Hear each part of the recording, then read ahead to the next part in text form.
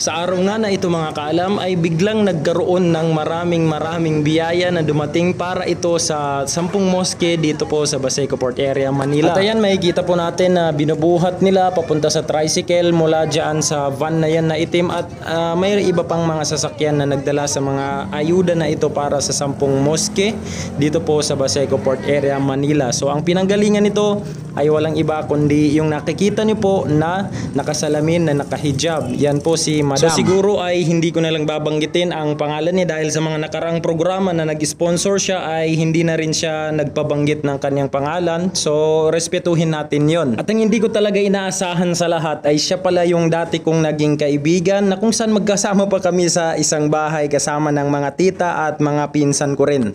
So sa pamumuhay talaga natin sa mundo ay hindi mo talaga alam kung sino yung iangat ng Allah sa kanyang pamumuhay at sino yung bibiyaan ng Allah subhanahu wa ta'ala ng maraming biyaya. Pero ganun pa man, ang masasabi ko sa kanya ay kahit na inangat na siya ng Allah sa kanyang katayuan, sa kanyang pamumuhay, ay hindi pa rin talaga niya nakalimutan ang kanyang pinanggalingan. At ang hindi ko lang talaga sure is kung natatandaan pa ba talaga niya ako. So kung matandaan mo man ako, so baka naman friend.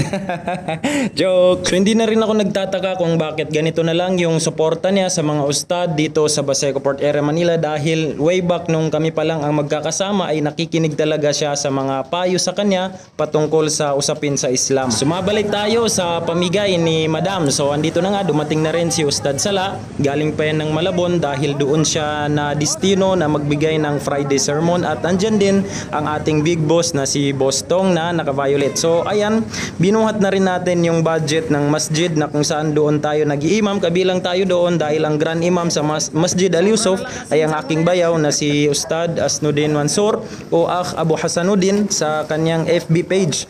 At kasama ko dyan ang kanyang tatay at si Insan, si Ustad Muammar Alawi at kasama din namin yung driver, tinulungan din kami ng driver na buhatin yung mga budget ng masjid namin. Pagkatapos namin sa masjid namin ay sumunod kami kay Madam at dito namin sila naabutan sa Masjid Ar-Rahman na kung saan pangalawang mosque na naipatayo dito sa Baseco Port Area, Manila para makuhanan din natin ng video ang pamimigay ni Madam dito sa masjid na ito. Pagtapos naman namin sa Masjid Ar-Rahman ay dito naman kami tumuloy sa Masjid Ar-Rahim na kung saan kung hindi ako nagkakamali ay pangatlo ata o pang-apat na mosque na naipatayo dito sa Baseco Port Area, Manila.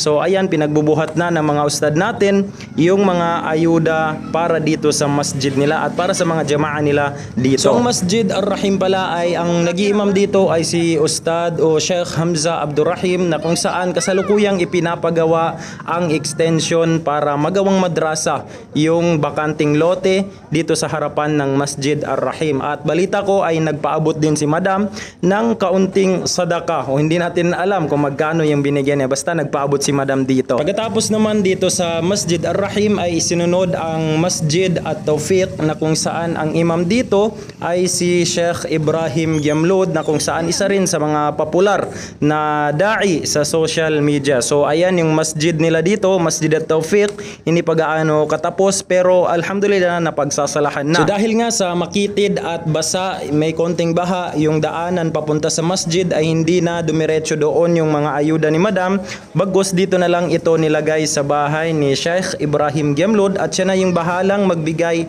o mamahagi sa mga jamaah niya sa paayuda ni Madam. So ayan po si Sheikh Ibrahim Gyamlud na kung saan nagtataka rin at nagugulat sa biglang pagdating ng ayuda dahil wala siyang kaalam-alam. Ultimo kami ay wala talaga kaming kaalam-alam na mayroong biglang darating na ayuda galing kay Madam. So maraming salamat talaga. So dito sa sulok ay makikita natin yung naka-brown na yan yung kuya ni Madam at si Bostong na kanyang bapa at si Ustad Sala na nag-uusap kung saan ang next target. So pagkatapos ibaba ng lahat ng paayuda ni Madam ay ayan nag-take selfie para sa memorable memories nga naman. Syempre. So hindi nangangampanya po ito si Madam, sadyang bukal talaga sa kalooban niya ang pagbibigyan niya rito. At pagkatapos naman dito sa Masjid At-Tawfiq ay isinunod ni Madam na puntahan itong green na masjid na kung saan ang pangalan ng masjid na ito ay Masjid Muhammad. Dito ito sa pabahay ni Yorme Isko Moreno. At hindi na natin nakuhanan yung paghahakot o pagbababa sa paayuda ni Madam, sadyang napakabilis talaga ng pangyayari.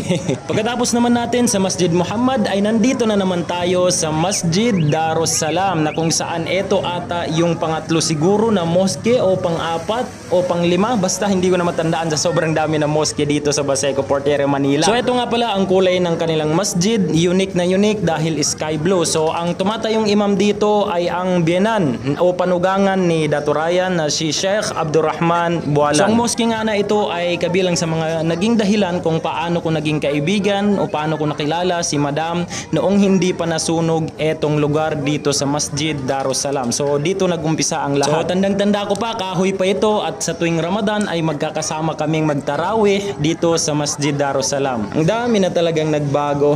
So yun nga, pagkatapos natin sa Masjid Darussalam ay hindi na natin nakuhanan yung mga iba pang mosque katulad ng Masjid Al-Shati, Masjid Antipolo, Masjid Al-Nur at yung iba pang mosque dahil sa hindi na natin kinaya at hindi na rin kinaya ng cellphone natin sapagkat limited lang yung storage ng cellphone natin. So ayan, ito naman yung sa amin sa Masjid Al-Yusuf, ini-reserve ko yung natitirang memory card ng cellphone natin para makita din ni Madam na naipamahagi natin yung dumating na ayuda sa mosque namin o sa mosque na pinag-iimaman namin dalawa ni Ustad Asnuddin Mansur. So actually hindi lang ito yung paayuda ni Madam dahil mayroon pang iba na hindi na natin nakuhanan ng video na kung saan naganap doon sa evacuation center sa Delpan na kung saan mga nasalanta ng bagyo at nag-evacuate sila sa covered court sa Delpan.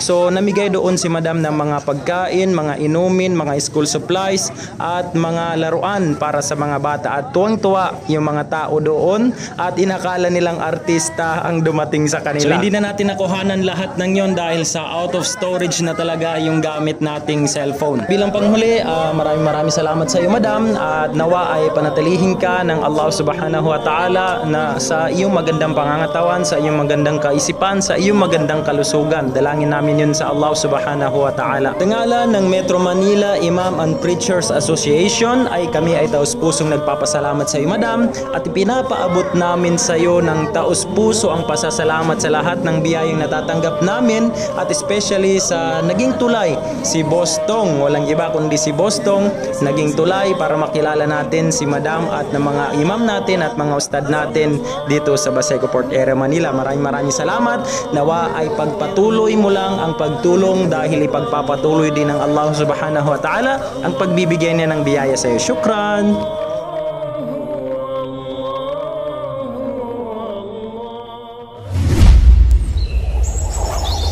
محمد كان علم كليبس